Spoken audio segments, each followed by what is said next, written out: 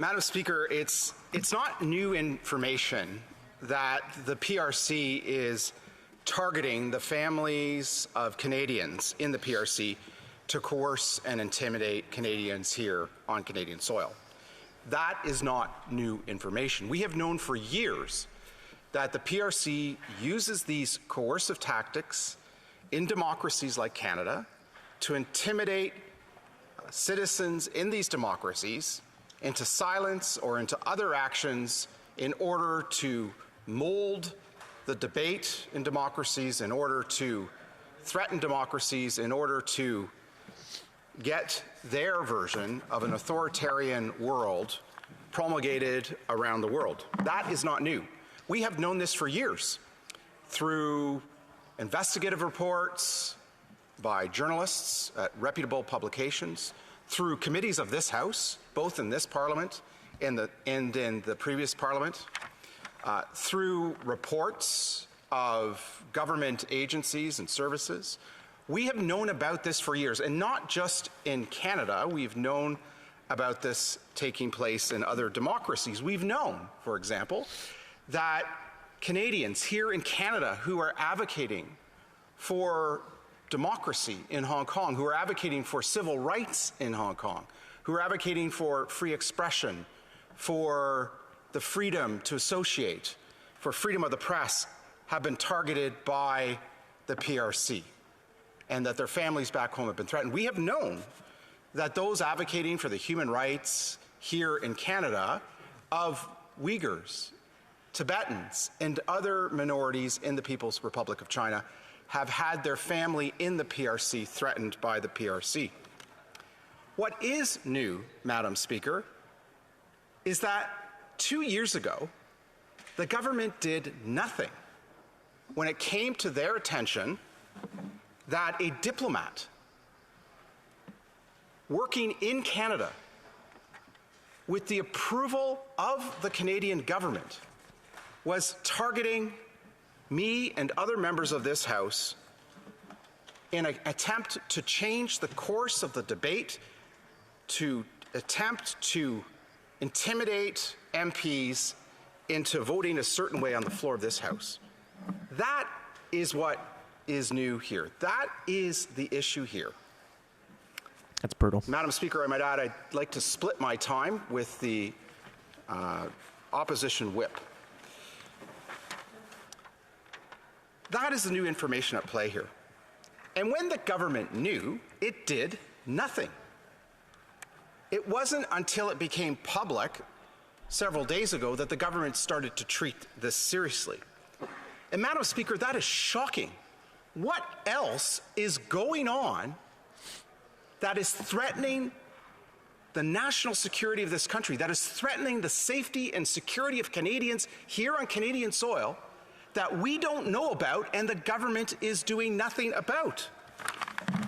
Now, Madam Speaker, the Prime Minister and Public Safety Minister say they didn't know until this past Monday that a PRC diplomat was targeting me and other members of this House. That is astounding. That is unbelievable. That should shake everyone in Ottawa to the core. I want to quote, Madam Speaker,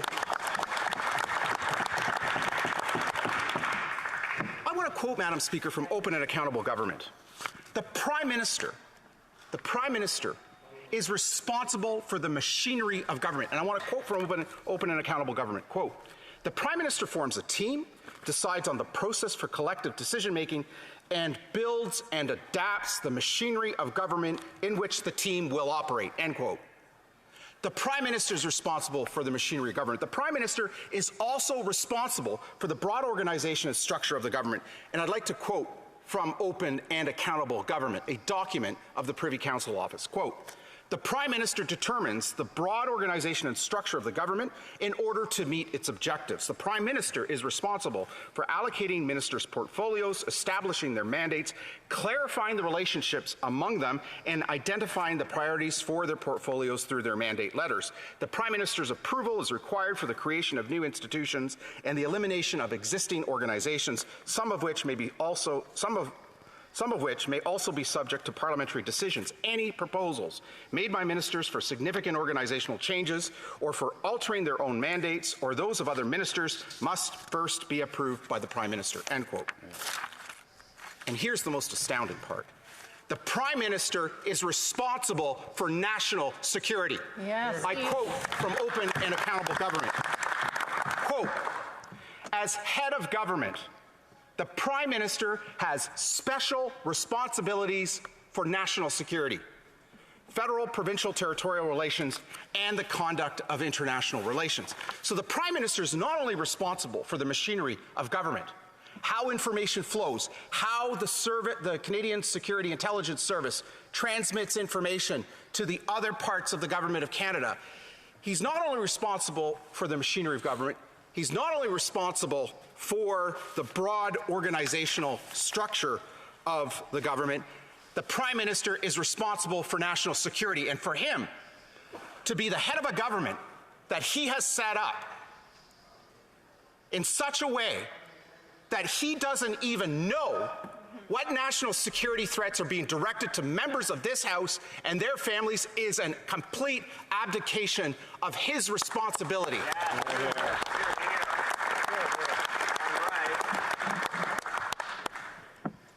It really calls into question, Madam Speaker, how safe and secure we are in this country. We know the Prime Minister privately told NATO officials that Canada was never going to meet its 2% commitment. Right. Despite the war in Ukraine having begun over a year ago, Canada's defense spending remains stuck at 1.3%, well below the Wales Declaration commitment made in 2014.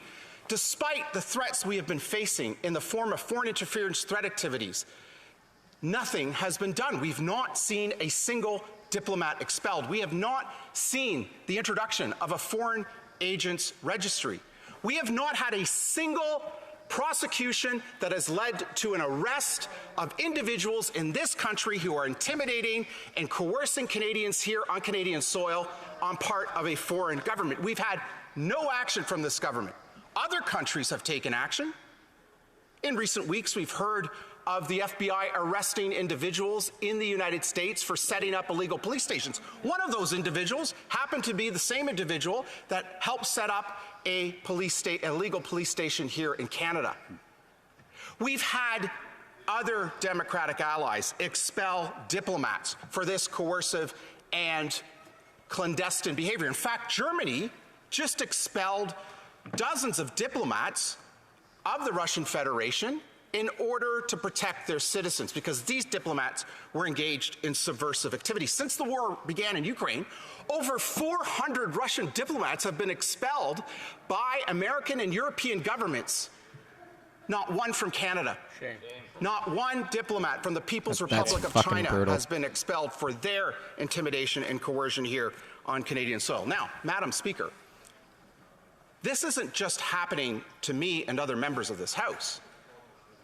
This foreign interference is happening to Canadians across the land who suffer in silence as their government can't even be bothered to learn about national security threats that PRC diplomats are conducting across the land.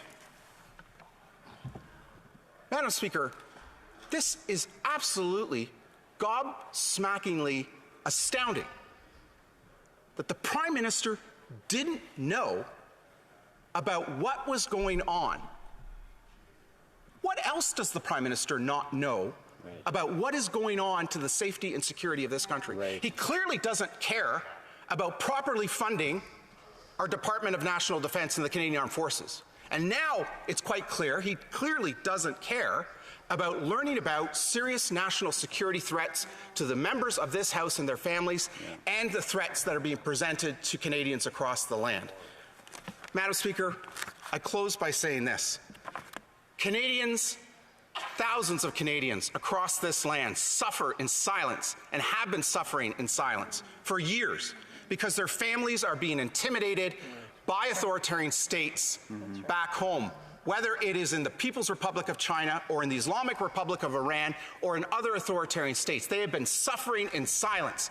And this government has not even had the interest to follow what is going on with these threat activities. The Prime Minister didn't know. The Public Safety Minister didn't know because they didn't care to set up the machinery of government, the broad organizational structure, in order to ensure that they did know so that they could take action to protect Canadians. Here, here.